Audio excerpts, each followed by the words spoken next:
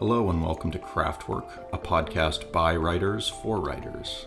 Craftwork is recorded in Fredericton, New Brunswick, on the unceded and unsurrendered territory of the Wolastoqiyik, the people of the Wolastoq River. I'm Maryse. And I'm Mike Thorne, we'll be your co-hosts. The music for this podcast is composed and recorded by Randy Nickel-Schroeder.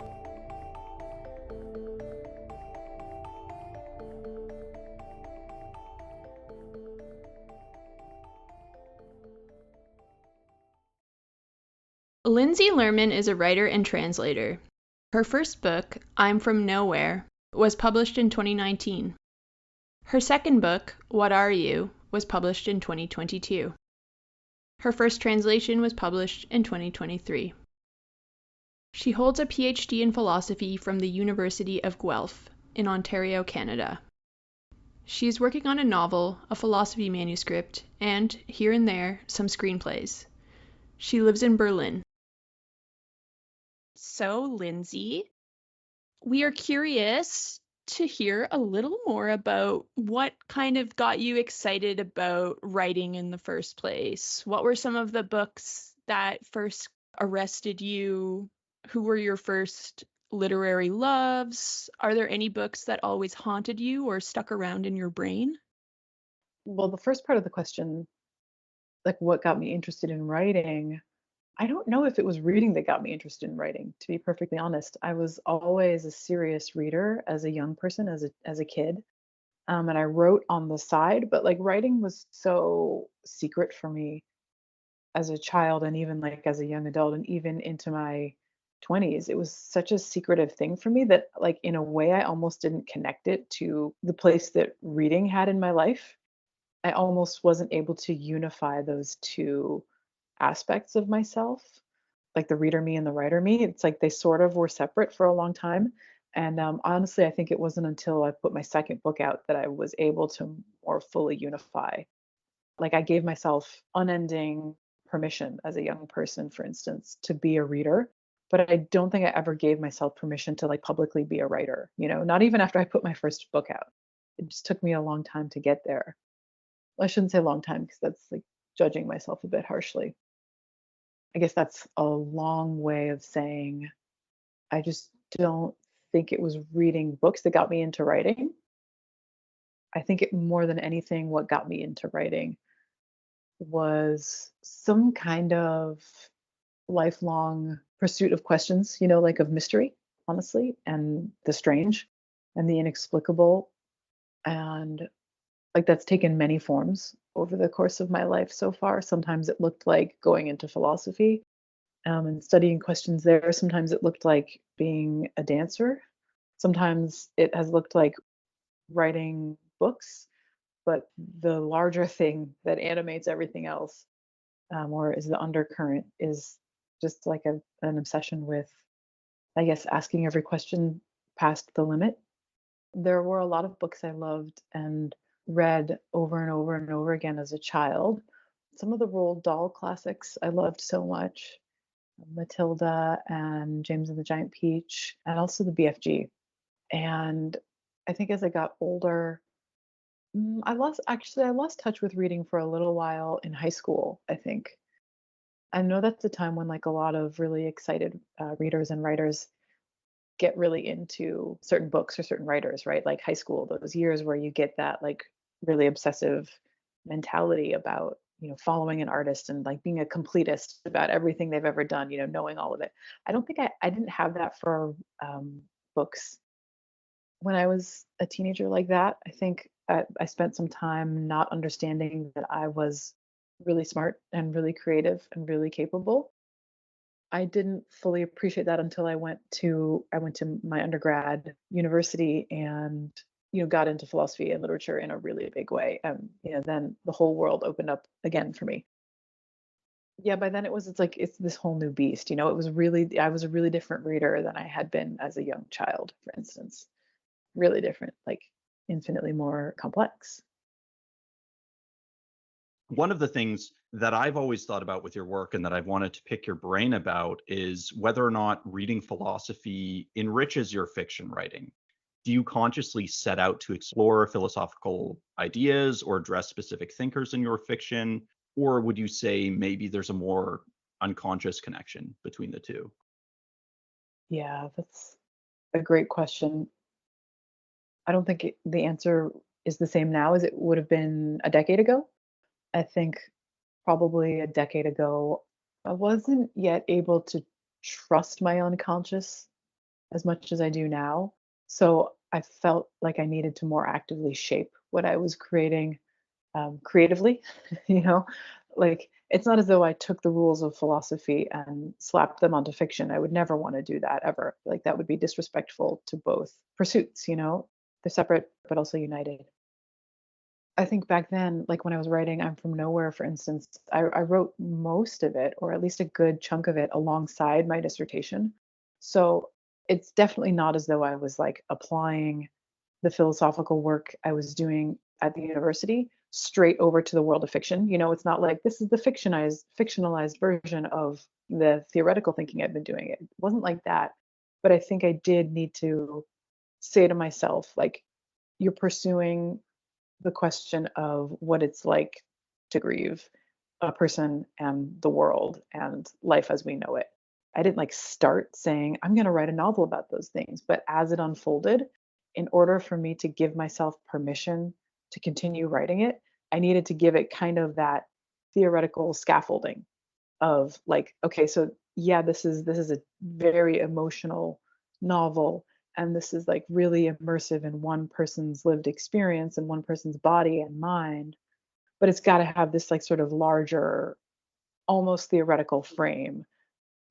I think I just needed that in order to feel secure about what I was doing, and in order to say to myself, go ahead, write whatever you want to write.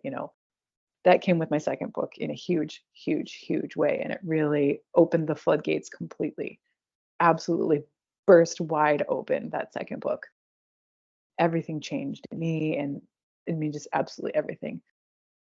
By the time I was writing my second book, it was quite different. I didn't need to say to myself, okay, in order to keep going, give it a theoretical framework. But I did have to tell myself, are you actually pursuing this one particular question all the way through, and then farther and farther?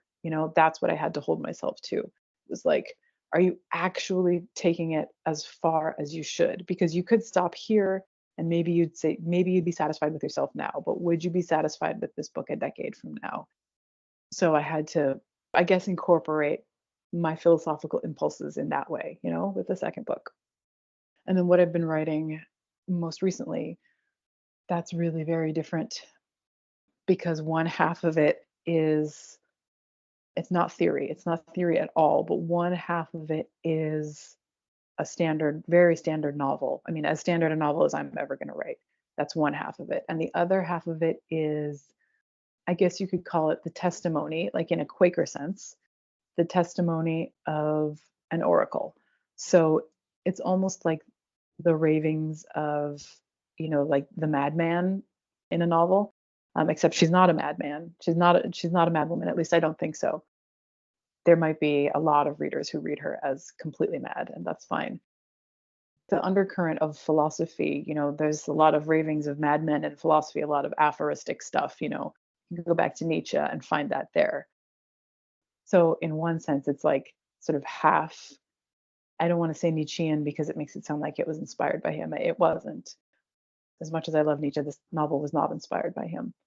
So yeah, like one half of it is that like very serious engagement of the philosophical impulse, and the other half of it is like, I am telling a story for the pure pleasure and the joy of telling a story the exact way I want to tell it, and it can be as loose and sloppy or tight or weird or overwhelming or emotional or sappy or whatever as I want it to be. And so that's that. To me, writing doesn't have life without tension. So I think that your interplay between reason and affect sounds really exciting. I'm assuming when you say kind of Quaker, like that idea of being moved to speak or being a little bit oracular. In What Are You? You're kind of invoking the muses at one point. And earlier we were talking about kind of the genesis of where our interest in reading and writing comes from. it is interesting to have a self, to know that there's something, inside that communes with whatever creativity is. And there was a specific quote from that. You said, "What are we to do when we think they, the muses, are asking us to do something we've never done before? And that carries with it certain risk. Do we take the risk, trusting that they know better than we do?" So I guess I'm just posing the same question to you. Oh, yeah. What an incredible question. Thank you, Miriam. I actually really love that section of What Are You, the Muses one that you read from. I'm not able to say that I love every section of that book, even though like part of me does. Some of them were like kind of taxing, and I have a little bit of a rougher relationship with them. This one I have a really sweet relationship with, that section.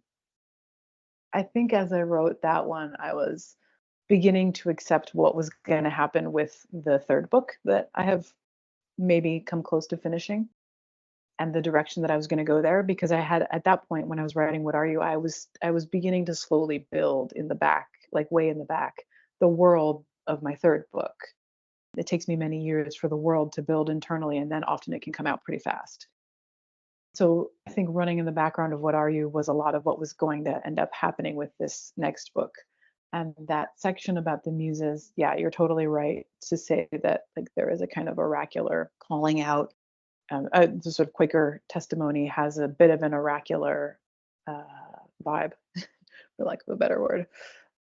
And what is it when we're just sort of like called out of the usual, work we're doing or questions we're pursuing or approach, or just called out of ourselves completely to do something that feels radically new and risky? What is that? Are we really in control, or are we being lured?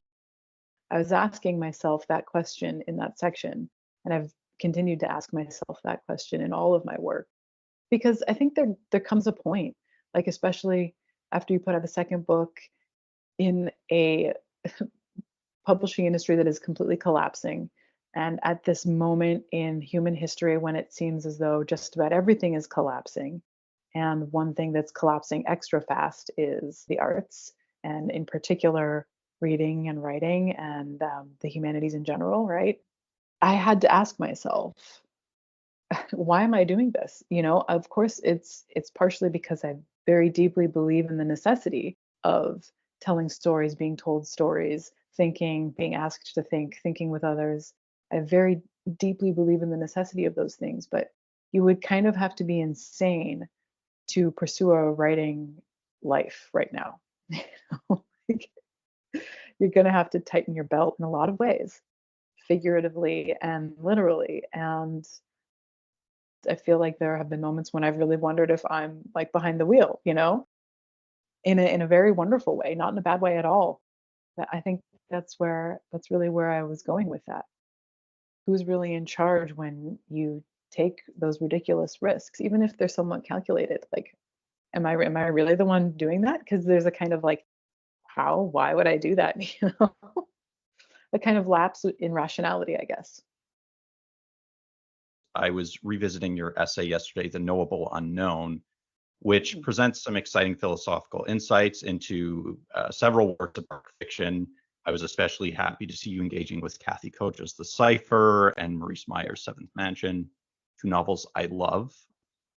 In that essay, you discuss horror's capacity to kind of decenter, destabilize, or in a way kind of disperse the subject. These are things I've been thinking about a lot with my dissertation recently and my own fiction. You can answer this question however you like. Yeah, that's a big one, a really big one. When I was writing I'm From Nowhere, I was entertaining a lot of questions about the possibility of agency, given how conditioned we are, honestly, to put it in the most plain terms possible, just how conditioned we are from the second we arrive. I had a young child, I had a baby at the time. So I wasn't just thinking about it for myself, I was thinking about it in terms of new life. How can it be possible that we who are so vulnerable and dependent could ever really have agency? So I was thinking about that question a lot, but I think what happened in I'm From Nowhere is that the character in that book helped me find a kind of peace with that whole situation. Like Claire, the narrator and the protagonist of I'm From Nowhere, she's someone who, I guess, she undergoes kind of an awakening, right? And she realizes that she's not really sure if she's ever had agency before. And to me, it's a very hopeful ending. I think by the end of it, she realizes that, like, if she's going to have anything like agency, she's going to have to do it alone. She's really going to have to go it alone. As vulnerable and as dependent and as needy as we are, there might come a moment where we do just have to go it alone and see what see what we understand or come to know about ourselves. Writing that book was really helpful for me. Through that character, I think I understood the stakes of agency and the risk of developing it, especially as a young woman. And so, of course, I was thinking about that also in relation to my daughter.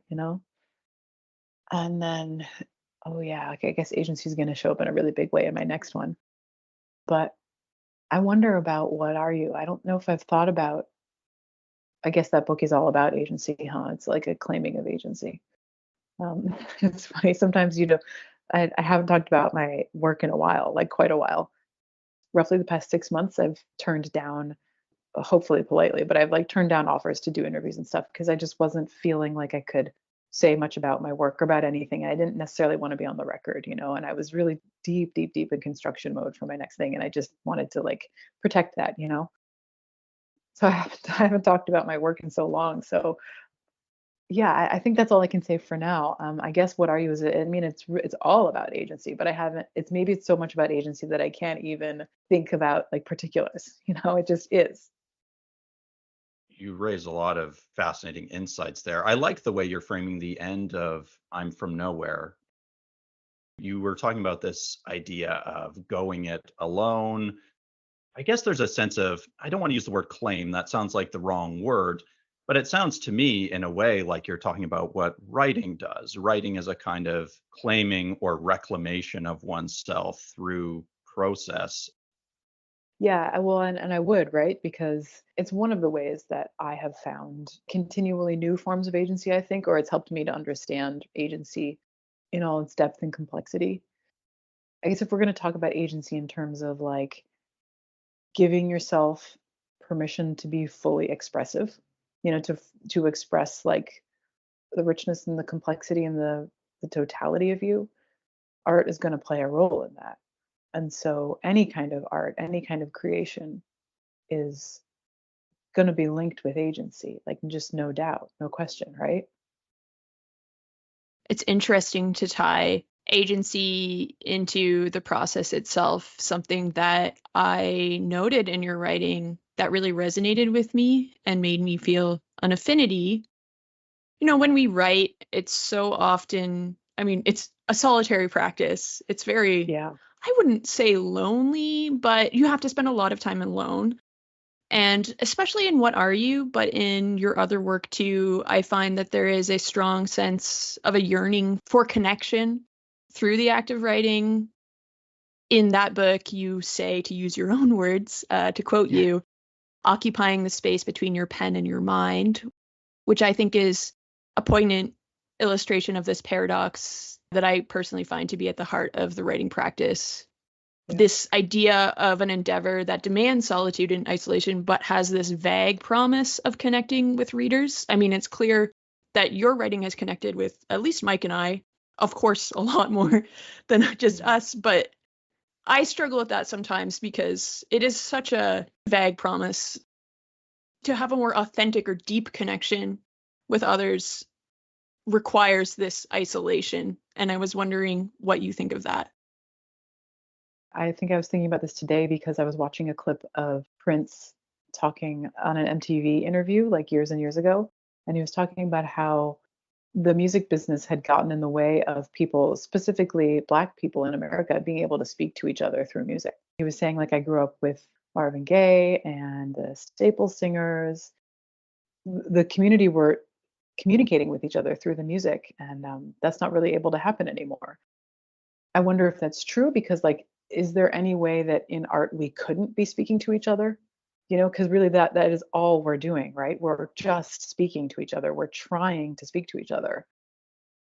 I think, and this is one thing that has made me love philosophy and fiction just as equally. Like, I think they are both these very forceful attempts to have conversation, and to have conversation with the person right in front of you, hopefully, but also with other people too, right? It's like it's about, the multi-thousand years conversation of humanity with itself. And I just think that's kind of built into art from the beginning. And I guess the sort of tragic part of it, or the paradoxical part of it, is that you just don't know if it's actually going to happen. We don't know if communication is going to land.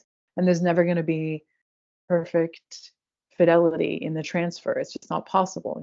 I'm not going to access you as you and communicate with you in a way that ensures your understanding of exactly what I want to tell you or say to you or express to you. It just can't happen. But the attempt of artwork is the attempt to do it. you know it's got a crazed aspect, I think, really, like all connection does. The whole human endeavor has a kind of crazed aspect, but it really comes out very strongly in art, if you ask me, and in writing in particular. There was a quote I wanted to read from What Are You? I understand that you'll be tempted to think of me as your narrator, but I don't recommend it. There's another quote. I have so much to say to you, not just one of you, but every capital Y you. So this book uses second person in a way. I mean, it's doing a lot of things, but one of the things I see it doing is blurring the distance between author and written subject. And something I wondered about with that book, also with I'm From Nowhere, is whether or not their form content dynamics were clear to you from the outset, or did they reveal themselves to you over various drafts? I know each book is its own kind of organism and develops differently. Well, it's totally intuitive. I don't have a plan. I really, really, really don't. With I'm From Nowhere, I had to, at a certain point, build in some kind of theoretical scaffolding in order to give myself permission to keep writing it. That scaffolding, it was not a form content scaffolding. It was a sort of keep this frame in mind. Just keep it in mind, because what if you get too crazy? What if you get a little too weird? Just fear of myself. The first part of the question, the use of second person in What Are You? Yeah, that happened extremely organically. I don't know, that book is so strange. I don't know if I'll ever fully understand what I was up to with that one. I'm able to talk about it in ways that to me sound much more coherent than after I first wrote it. And I think there's something about that book that kind of, I don't know, it took me out at the knees, and it took me a longer time to like have theoretical framing for it than I guess I would have normally been comfortable with. I was in new territory, which is a good thing. It's a good thing. It's just a vulnerable state to be in. When I was doing press stuff for that book, I was a little bit too aware of how I didn't yet have enough framing to explain what I was doing, because that's a really important part, strangely, weirdly, maybe sadly, of a contemporary writer's life, is like you have to be able to frame your own work. I guess that would work really well if you go into something knowing the frame already, but I really did not with What Are You? That emerged completely organically. But somewhere along the way, I did have to commit to the use of second person, because it was one of those situations where I knew I was writing something all in second person, and I kept hearing people say, I hate books that are written in second person. I hate them. I hate them. Like when you like want to buy a new car and you think, oh, I'm going to get a Volvo. And so everywhere you go, you see Volvos, suddenly they're just right there in your field of vision all the time. The second person things that people said were very, very immediate and very present for me as I was writing that book. And so I did have to ask myself, do you really want to do this? Like, it seems like people don't like this move at all, enough that like they're telling you about it and they don't have any idea that you're writing in the second person. So at some point I really did have to commit to it. And I committed to it because it felt like the only thing I could do. It just felt like the only appropriate way for that book to be written. At that point, it was a cohesive whole. And to remove that, it all would have collapsed. It wouldn't have existed anymore. It would have disappeared. And I think ultimately, the things that people don't like about books that are written in the second person are things that I do like about artwork. I like it when it's ambiguous who is being spoken to. I like it when questions are formed in ugly, messy ways. I like it. I need it. That's life. And that book to me is close to the bone. It's close to life. The use of you seemed absolutely necessary in order to honor the absolute peculiarity and individuality of everyone and everything. It's not just about people, it's also very much about other things. The use of the second person felt like the only way to honor the absolute irreducibility of everything and everyone, while also acknowledging the sameness, the oneness of everything. This is a bit of a segue, which I may regret, but let's make a mistake.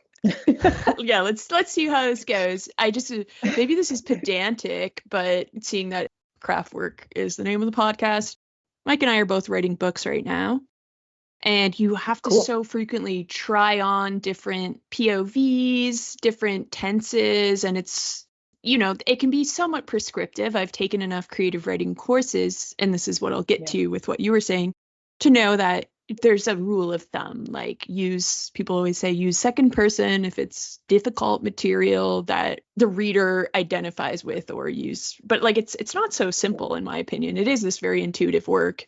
When I read What Are You, I guess I thought of it as written in the first person.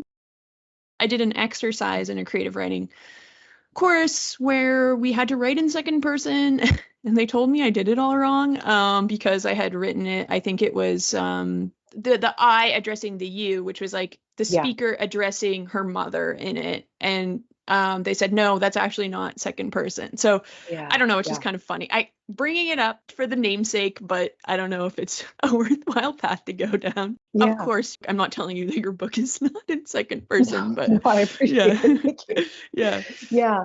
No, actually, to me, this is a very interesting question, because I have realized finally in the course of writing my third book that what I do with tense is strange and not proper. I think at some point I really knew that with I'm From Nowhere. I knew I was using tense in a strange or not in fashion way, maybe. Maybe it's as simple as fashion. I really don't know. I guess you're right. What Are You is it's not completely in second person, not at all. I think that's just something that happens in my work. I move around a lot. I guess I just need to. I'm a little bit clearer about it in the third book. I'm a little bit clearer about it because I was writing, these two separate threads of it. I had to keep them separate for a while. Otherwise, the stories, I couldn't make it work. Again, I don't really fully understand why I'm doing it, other than like it just feels like the only way to properly express what needs to be expressed for each book. But I like hop around a lot, I guess, between POV and tense. Something else you said that struck me was talking about this problem in the contemporary writing landscape, insofar as a landscape exists, where we are tasked with framing our work, especially in academia, which I can certainly relate to. I personally find when I write, I have to shut out all of that noise, or I just kind of crumble. I can't produce if I think too much about anything really beyond myself and the work. How do you navigate that challenge, especially when you're writing within an institutional context? I don't know. How do you navigate that challenge?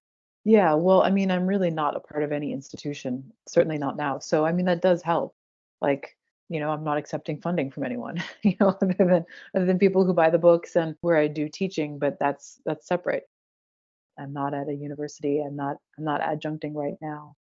I mean, I'm still like infected by the rules of the institution. That's for sure the case, but I've been able to shed them so much over the years, so much.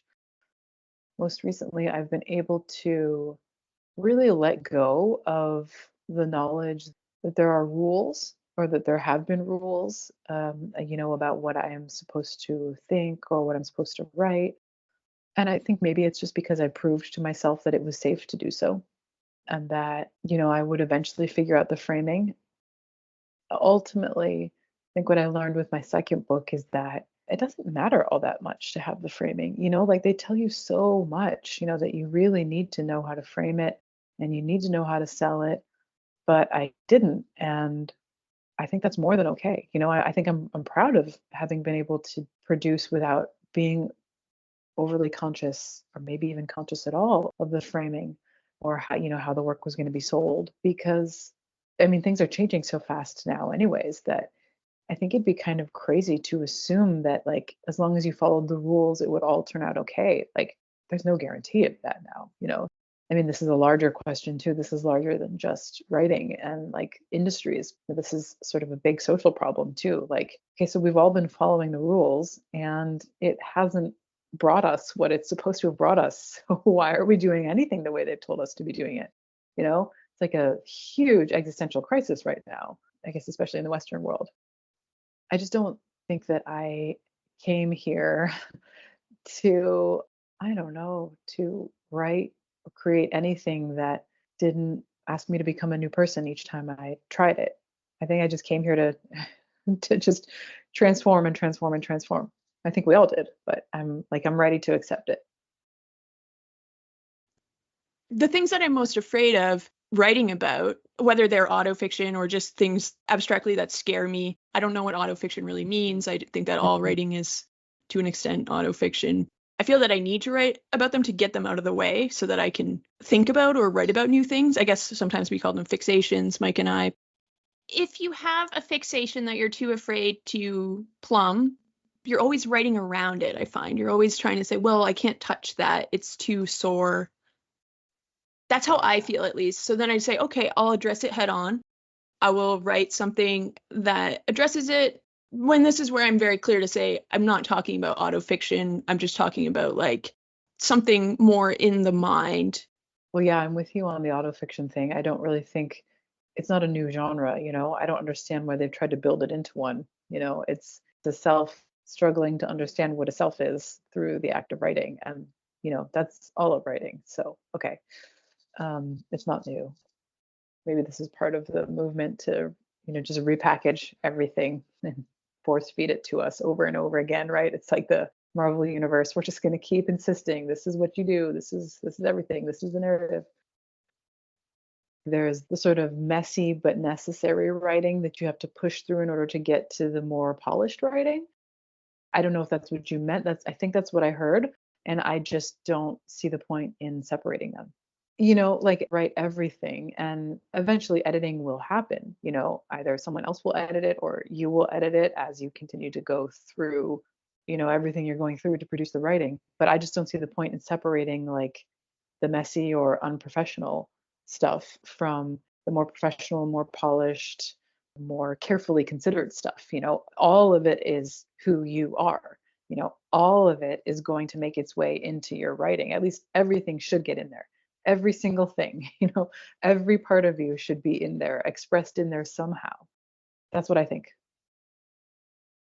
I read If Looks Could Kill. This is just a salient example of what I find a lot of your writing does. I think it sums it up nicely. The narrator is lured away from a quote unquote nice event with fellow writers by the siren call of a darkly exciting erotic entanglement. I'm interested in how your work speaks to a trade-off between the lure of living versus writing. That story, If Looks Could Kill. It's funny, when I think of that story, I don't think of that as the title because that title was decided on like later on in the process and it had many different titles. So I don't think of it as that. But that sort of juxtaposition between like the nice professional event or somewhat professional event, in my mind anyway, in my imagination, and the wild, unpredictable encounter with the dark horse. There's many ways to think of it. It's like Apollonian spirit, Dionysian spirit, shadow and light. There's many different ways to think about it, but this ties into the messy writing being absolutely just as necessary as the more polished writing. You need both extremes. You need the polar opposites unified. I can't stay in the Apollonian world forever. Even if the humanities hadn't collapsed, and even if philosophy jobs weren't absolutely impossible to come by, I still don't think I ever was going to stay my whole life in the world of professional philosophy. I can't live in that Apollonian world. I can't. It's too restrictive. It's too ladder climby.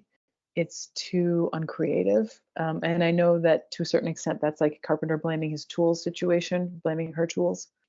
I kind of knew deep within, I think, that the world of professional philosophy was not going to keep me. No institution can keep me. Ideally, no institution should ever be able to keep any of us, or they should only be able to keep us if they guarantee certain things, like you're going to have enough money to live somewhere, and you're going to have enough money to eat, and you're going to be able to go to the doctor. Like, that's the only thing an institution offers, really. Other than that, I want my freedom. So then we have Dionysus. One of my favorite things Ursula K. Le Guin has ever written is, I think, an intro that she wrote to a reissue of The Left Hand of Darkness. In it, she says something about how sometimes you just need to go and have a beer with Dionysus in a dark bar. And I think that's right. Amen to that. um, Something you said earlier had me thinking about the way you write through the sort of messy psychological and emotional processes of grief and memory or remembering, especially in I'm From Nowhere. But I'd say memory is also quite integral to What Are You? To my mind, anyway. Memory Yeah. is kind of permeating that book. You have a knack for writing about the residue or vestiges of memory in the present. Oh. I guess I just wanted to pick your brain about how you approach writing memory or the interplay between past and present. I love writing memories. I love writing memories, even if they're not mine. you know, I wrote a lot of memories in the book that I've been writing over the past year. Put a lot of memories in there, and I got so worked up about them. They weren't mine. They were the memories of characters. I got so worked up about them. They really moved me. I think I'm just moved by this part of being a human. The way that something can be not present, but so, so present. I think I'm just fascinated by that reality. I can carry memories around with me that overtake the present moment. How crazy is that? We all do that. We have these things that are like, they're not real. It's just whatever. It's synapses connecting in a particular way, if we want to get really materialistic about it. But clearly that's not the whole picture, because memories can invade your life. Like, it's quite common to be in a relationship and for people to not yet have moved on from a previous relationship. And what is that but like memory? Memory that's more present than the present. That's so fascinating to me. Why do we do this? Why are we like this? So of course I'm going to explore it in my writing. But at this point in my life, it's something that I just find so special and bittersweet, beautiful ultimately. I have made it to 40, and it feels significant in a wonderful way to me. I have 40 years of life. I have 40 years of really rich experience. I'm not going to believe for one second that, like, I have expired, or that it's time for me, to just kind of cash out of life. Like, no, I just got started. I'm drawing on this really deep well of experience, and so much of it is still present in the form of memory. I love it. That's going to find its way into everything I write. I'm sure of it. I like life. Fascinated by life, I think. As you were just talking, I was thinking about the article you wrote where you touched on Kathe's work and Yeah. Maurice's work, among others. And I remember also seeing, I think it was fairly recently, it struck me as odd but very interesting that your work was included in a list of noteworthy horror fiction. Yes. And Yeah. it's not necessarily how I read your work, but what you're talking about is a mechanism of Gothic fiction, which is, the kind of Yes. like permeability of the psyche, the past quite literally manifesting in the present, or hauntings, I suppose. I don't know. Do you think about your work in terms of those kind of like Gothic mechanisms or conventions at all? Is that something you think about yourself? It's not something that I think, well, it's not something that I necessarily think my writing does, but I do love those Gothic concerns, those classically Gothic concerns. Actually, to go back to one of Miriam's early questions, Rebecca is a book that I read pretty early on in my life, and that really stuck with me, really, really made a strong impact on me. Thank you, Daphne du Maurier. I mean, I think I've secretly been waiting to see if someone sees that there are horrific aspects of my work. I don't think you can entertain the existential questions that Claire and I'm from Nowhere is entertaining without beginning to dip into the realm of horror. Because when you see that like the bottom has fallen out and everything that has made you who you are was completely conditional and temporary and to a certain extent an accident of history, that is a horror moment. It's an existential horror moment. And I think I knew that all along, because that's the condition of humanity, and humanity is a horror show, a beautiful horror show. I think I was not surprised to see that. I was thankful to see that. And to me, What Are You begins to ask questions about supernatural elements that press their way into human experience, which I think is one of the hallmarks of horror, but especially Gothic horror. That's a haunting. That's a haunting. I'm curious to know, Lindsay, which element of writing you struggle with most. Is there a part of the process that you tend to bump up against the most, that you find the most friction with? No, at least not consistently, because every book is so different. What was hard with the first book was hard with the second book, and what was hard with the second book is not what's hard about the third book, and so on and so on and so on. Every little monster is its own beast.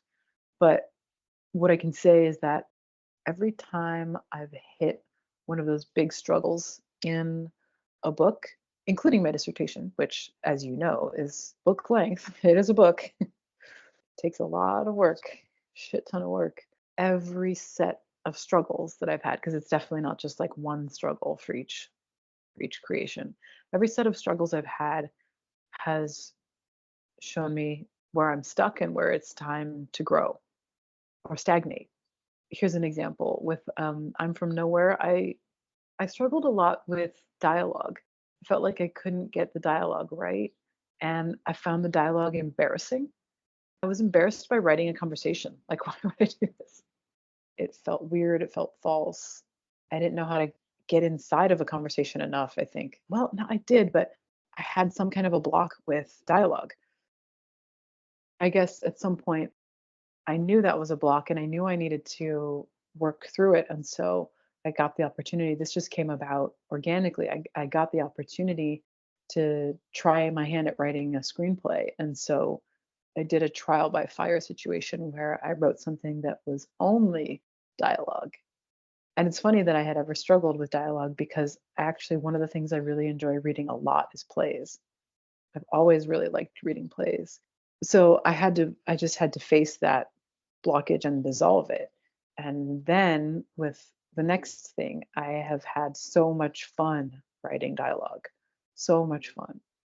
So I think what I've learned is that if I just pay attention to those areas that are really hard, it's okay that they're hard, but they're just showing me it's like pain in your body, right? It's saying this needs attention. Those are aspects of my relationship to a particular story or a particular set of questions or a particular character or my approach to what I'm doing that needs my attention, my really careful, thoughtful attention. And then I'll see what I can do with it, get to work on it. Yeah, that resonates with me. I would say each book really does feel like its own organism. It has its own sort of Yeah. process of gestation and development. Maybe one of them struggles through high school, and one of them doesn't Yeah. find trouble until it reaches post-secondary. I don't know where I'm going with this Yeah. metaphor, but Yeah. No, yeah. I hear you. I like it. It's good. As Yeah. someone who struggles with dialogue myself, and I'm sure some of our listeners do too, I mean, everyone's different, everyone's journey towards teasing out that knot is different, but was there anything particular that you found, like on a more granular level? Could you speak to what kind of freed you up? Yeah, it was just a matter of trusting my imagination, like getting deep enough into my imagination to really imagine these characters and to really, really imagine being them. This is, I guess, a common theme of what's emerging for me in this conversation. It was about giving myself permission to do what I want to do, which is to really deeply inhabit these characters or to let them inhabit me. I'm not entirely sure which way it goes, to be honest.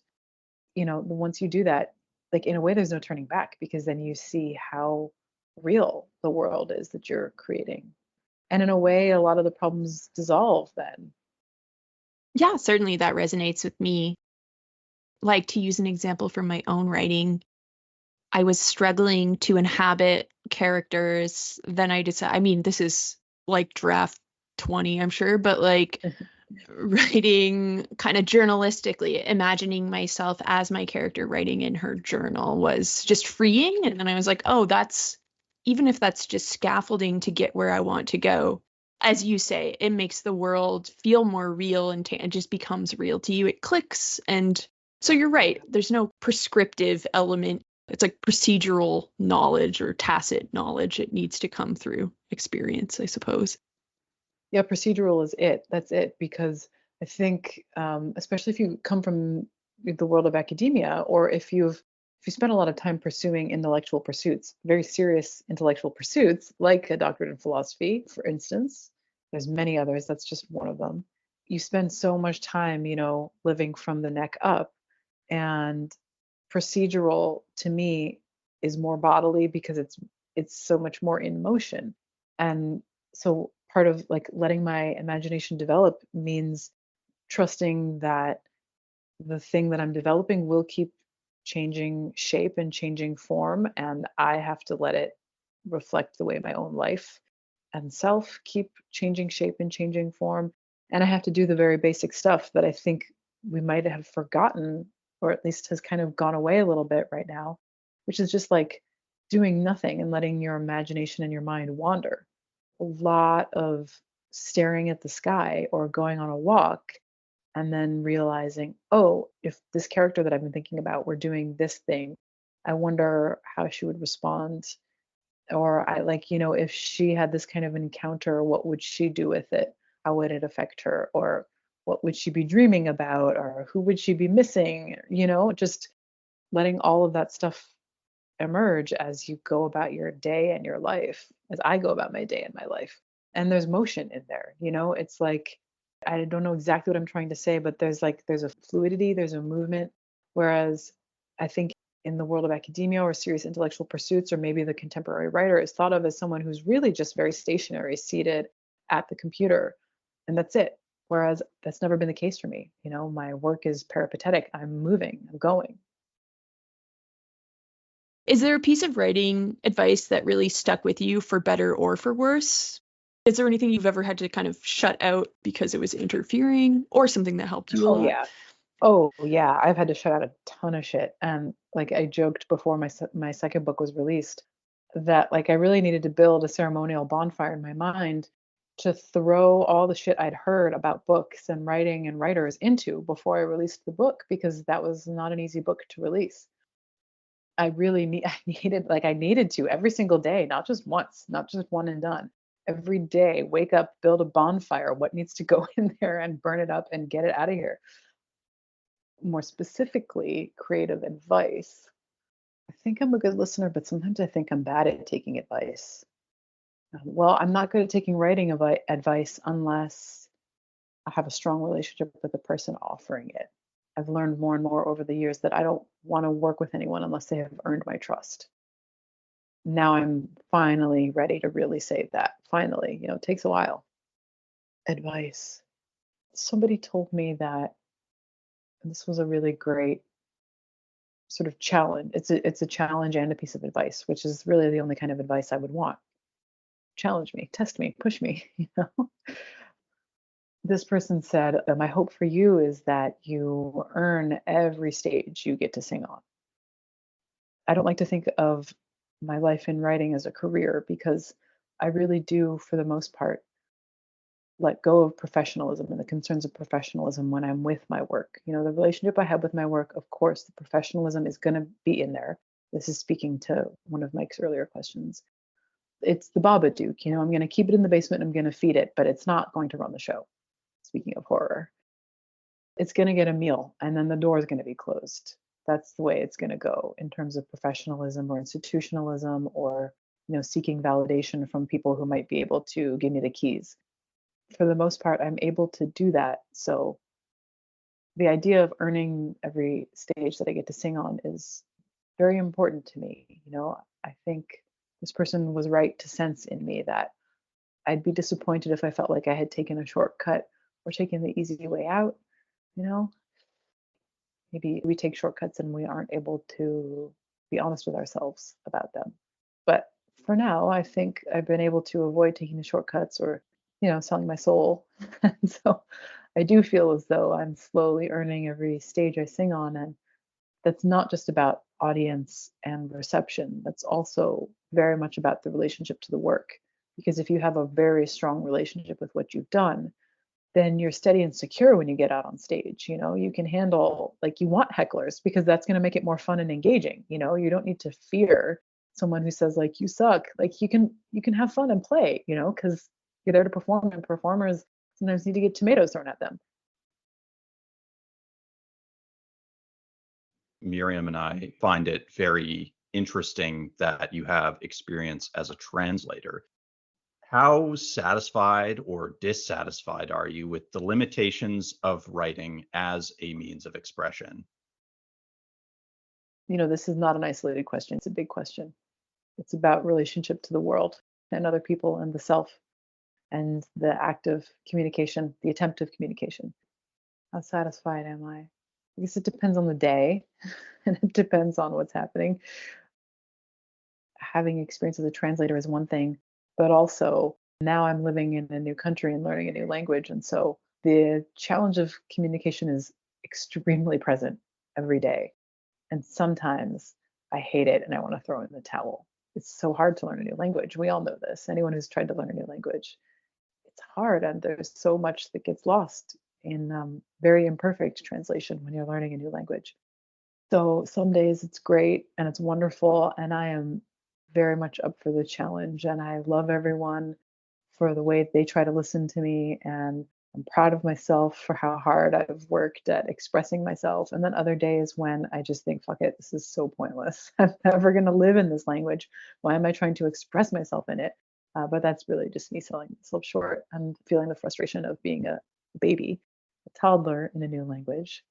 And then, my writing is probably obsessed with this question of communication and just how possible or impossible it is.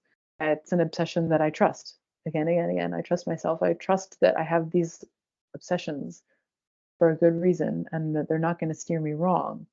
And so I'll just let myself be obsessed with this question of how we can ever really communicate and understand each other. And I will say that the ways that I've entertained this question in my first two books, for instance, I think were at the more micro level. And then what's coming next is micro and macro, but especially macro level. I think I'm ready now to ask macro questions about the possibility or impossibility of people understanding each other, not just in interpersonal relations, but as beings who occupy the same planet, and like in sort of grander, more like what is civilization type questions. Have you read anything, Lindsay, recently that's particularly excited you? Yes. Well, yeah, of course. The answer is always going to be yes. I haven't been reading that much over the past year because I've been so in writing mode and I had to protect the imaginary world I was building because it's a bigger world than I've ever built before. Really had to protect it carefully. The last thing I read, cover to cover, and was totally engrossed by was Jung's memoir that he wrote later in life, Dreams, Memories, Reflections. People have always told me to read Jung, but I've never listened and never paid attention. And then someone more forcefully said it to me this fall. And I realized, yeah, okay, fine, it's time. That opened up many doorways for me. It gave me permission to think carefully about dreams. I hadn't really paid enough attention to dreams before, I think, which is strange because I have let dreams direct the course of my life always since I can remember. But weirdly, I didn't take them seriously enough. Jung helped me see that and maybe see why. Maybe dreams are, maybe sometimes they're too big or too strange and they are a little scary. But then also, I just found it really illuminating about, I guess to put it in very cheesy terms, about like what might be some sort of basic human characteristics, like basic psychological, spiritual characteristics. And I don't know that I let myself think in those terms too much before, because those can be dangerous terms to think in, especially when we're going through what the world is going through right now. Like it can be really dangerous to say, like, oh, well, we're all one and we all can be good and we all can be bad. This is a moment that demands a lot of rigor from everybody, and it's very taxing. I think that's one reason why we're so exhausted all the time. Like this moment really requires a lot of rigor. Like, what is humanity doing? Who are we? How do we understand ourselves? How do we make sense of what we're doing and have done to each other? This is a big moment. We kind of have to have all hands on deck all the time in order to process what's going on.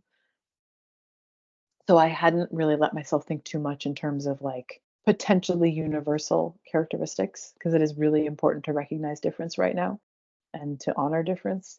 But then I think what Jung helped me see is that as absolutely essential as difference is, some sort of shared undercurrent is really important to recognize too.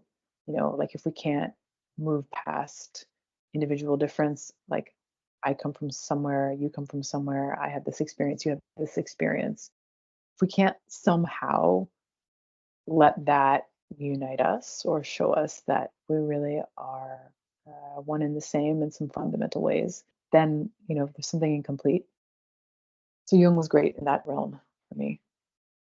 I recently read a really exciting book by Jodey Castricano called Gothic Metaphysics. She gives a kind of, I'd say it's an intervention into Gothic studies, but it's bigger than that. It's a metaphysical question, which is there's been this almost dogmatic allegiance to Freud, specifically the idea of uncanny and Gothic scholarship, which really does kind of calcify into a fixation with the self, the psyche, the subject. And Jung's work is sort of where she is directing us to go, more of a kind of animistic worldview. Again, I keep using the word permeability, but there is something about Jung that is exciting and feels cogent right now. I agree with you on that front. Yeah, I like that. I wrote it down. I'm going to find myself a copy. Yeah, I think there's something about Jung and Freud, emerging almost at the same moment, even though Freud was, before Jung, a little bit older. But there's something about them emerging at the same moment. Like, in a way, Freud represents a more surface level understanding of humanity. Like, we can explain all impulses. We can trace it back to the father. We can trace it back to sexuality. We will find an answer. We will find a cure. Jung's like, really? Will we? But will we? Why do you need to find a cure? These are important questions. We are in a moment where we need someone like Jung who can say, look, rationality is never going to explain everything. We are not acting rationally right now. We are not acting in our own best interest. We are not thinking 50 years down the line and making good choices because of that. If we were fully rational creatures, we would not be doing the shit we're doing now. So rationality is not going to get us all the way there. Like we need someone else. We need something else to help us understand what's going on right now. This has been amazing, Lindsay. Thank you so much. We've exchanged a lot of messages over here, but this is the first time we've talked. So I was very excited. Yes, me too. This was so great. And it's really nice to see you face to face and to get to hang out a little bit. It's been so fun. Yeah, this is a really exciting interview. Thank you so much. A lot of really helpful and kind of empowering writing advice, I think. Oh, good. I mean, like that's the goal, right? Yeah, I'm ready to tell the little policeman that lives in my brain to fuck off. So when I'm writing, you do have to do it. I mean, Foucault is right about that. He's right about some things. Where can our listeners find you? Anything you'd like to direct listeners toward? Yeah, I'm on social media. Not a ton, but I am a little bit on Instagram and X, formerly known as Twitter. I have a website. One thing I'm doing in the fall is, I guess, well, we're calling it a virtual atelier instead of a workshop. It's me and Charlene Ellsby and Elle Nash, and we decided to call it Femme Gore. And what we're doing is each of us are choosing a short piece of writing that we think speaks to whatever we are conceiving of as femme gore, beautiful and brutal and experimental and deeply creative. And then we're going to, examine them together. And then we're going to let that inspire everyone who's part of this 2-hour virtual workshop to write in the moment, like all of us included. Like, we're going to look at all of this, we're going to examine it, we're going to see what it's doing, we're going to talk about it, and then we're just going to write in the moment right there. So we're going to do that. That's not until the fall. That's it. I'm doing some stuff on my own, but if people were to go to my social media, they would find evidence of it. Amazing. Very exciting. And people can register for this? Is it still open to registration? Yeah. Okay. It is. Oh, Yeah, cool. it's I'd love to completely check that out. Everybody should buy and read Lindsay's work, one of my favorite working writers. And yeah, such a delight talking with you. Thank you. Absolutely. This has been a pleasure. Thank you. I'll come back anytime.